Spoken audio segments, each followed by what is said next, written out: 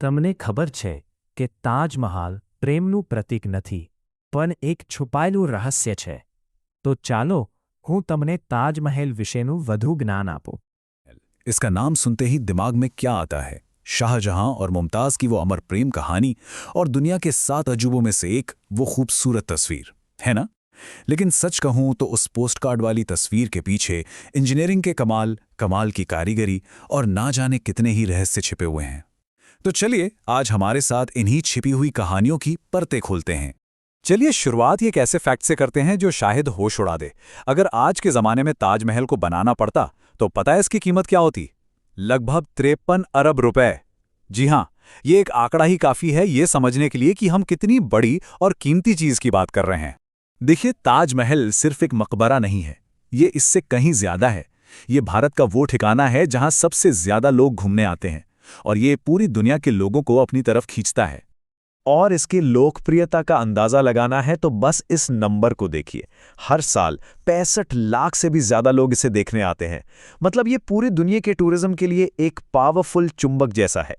तो ठीक है, अब ऐसा करते हैं कि हम इस कॉम्प्लेक्स के अंदर कदम रखते हैं और देखते हैं कि कैसे इसके रास्तों को इतने कमाल के तरीके से डिजाइन किया गया था कि अंदर जाने वाले की उत्सुकता बस बढ़ती ही जाए.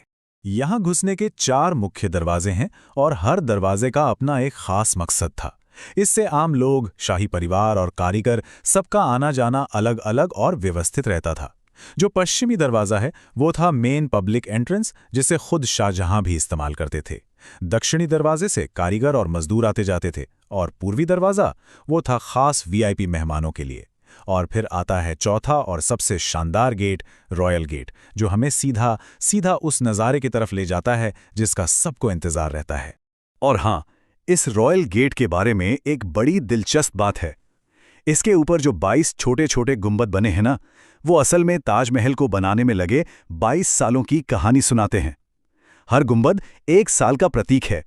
सोचिए, आर्किटेक्चर के जरिए वक्त को कितनी खूबसूरती से दर्ज किया गया है. चलिए अब इसकी खूबसूरती से थोड़ा और गहराई में उतरते हैं और उन जबरदस्त इंजीनियरिंग चमत्कारों को समझते हैं जो अक्सर हमारी नजरों से छिपे रह जाते हैं. क्या आपको पता है, जब आप रॉयल गेट से ताजमहल की तरफ बढ़ना शुरू करते हैं तो एक अजीब सा नजरों का धोखा होता है. ऐसा लगता है कि इमारत पास आने के बजाय दूर जा रही है. ये कोई गलती नहीं है, ये जानबूझकर बनाया गया एक ऑप्टिकल इल्यूजन है, ताकि जैसे ही आप उस दरवाजे को पार करें, ताज का पूरा नज़ारा अचानक से सामने आकर आपको हैरान कर दे. अच्छा, अब जरा इन चारों मीनारों को देखिए. एकदम सीधी खड़ी दिखती है ना, है ना? पर यह भी एक धोखा है.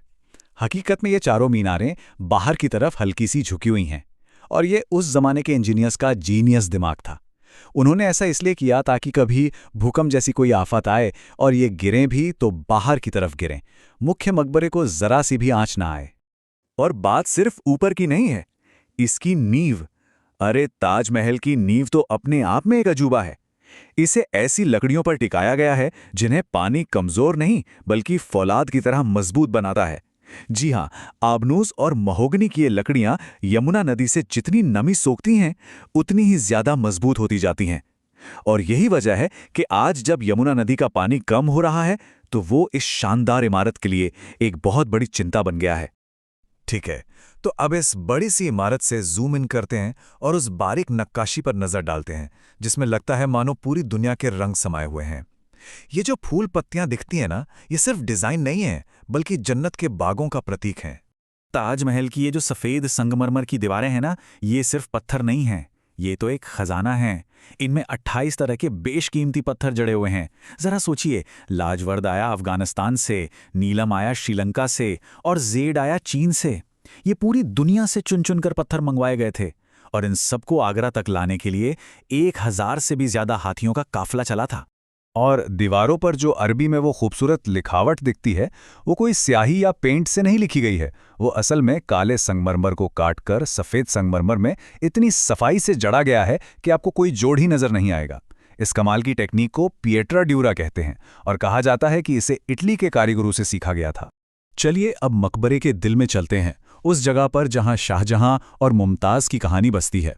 और हाँ, यहीं पर हम उस कहानी से जुड़े सबसे बड़े मिथक का सच भी जानेंगे.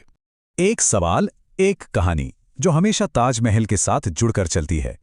क्या सच में शाहजहां ने इसे बनाने वाले कारीगरों के हाथ कटवा दिए थे ताकि ऐसी कोई दूसरी इमारत कभी ना बन सके? देखिए, ये कहानी सुनने में जितनी डरावनी लगती है उतनी ही शायद मनगढ़ंत भी है। इसका कोई भी ऐतिहासिक सबूत आज तक नहीं मिला है। ज्यादातर इतिहासकार मानते हैं कि असलियत कुछ और थी। शाहजहां ने हाथ काटने जैसी क्रूरता करने के बजाय उन कारीगरों को जिंदगी भर की पगार ऑफर की और उनसे कॉन्ट्रैक्ट साइन करवाया था कि वो ऐसी कोई दूसरी इमारत कभी नहीं बनाएंगे। और यहीं पर एक और बड़ा रहस्य छिपा है। जब हम मुख्य हॉल में वो सजी धजी कब्रें देखते हैं तो असल में वो मुमताज और शाहजहां की असली कब्रें नहीं हैं। उन्हें सेनोटाफ कहते हैं, यानी कि वो सिर्फ प्रतीकात्मक कब्रें हैं। उनकी असली कब्रें तो ठीक उनके नीचे एक तहखाने में हैं जिसके दरवाजे हमेशा हमेशा के लिए बंद कर दिए गए हैं। तो अपने सफ़र को ख़त्म करते हुए अब हम कुछ उन मिथकों और आज के विवादों की बात करेंगे जो आज भी ताजमहल को घेरे हुए हैं। एक बहुत ही मशहूर और रोमांटिक कहानी है काले ताजमहल की। कहते हैं कि शाहजहां यमुना नदी के ठीक दूसरी तरफ अपने लिए बिल्कुल ऐसा ही एक काला मकबरा बनवाना चाहते थे, पर इससे पहले कि वो सपना पूरा होता, उनके बेटे औरंगजेब ने उन्हें कैद कर लिया। पिछले कुछ दशकों में एक और थियोरी सामने आई है जिसे तेजो महालय सिद्धांत कहते हैं। इसमें यह दावा किया जाता है कि ताजमहल एक मकबरा बनने से पहले एक शिव मंदिर था। हालांकि ये बताना जरूरी है कि भारत के सुप्रीम कोर्ट ने इस दावे को खारिज कर दिया है और आर्कियोलॉजिकल सर्वे ऑफ इंडिया के मुताबिक भी इस बात का कोई पुख्ता सबूत नहीं मिला है। तो आखिर ताजमहल है क्या?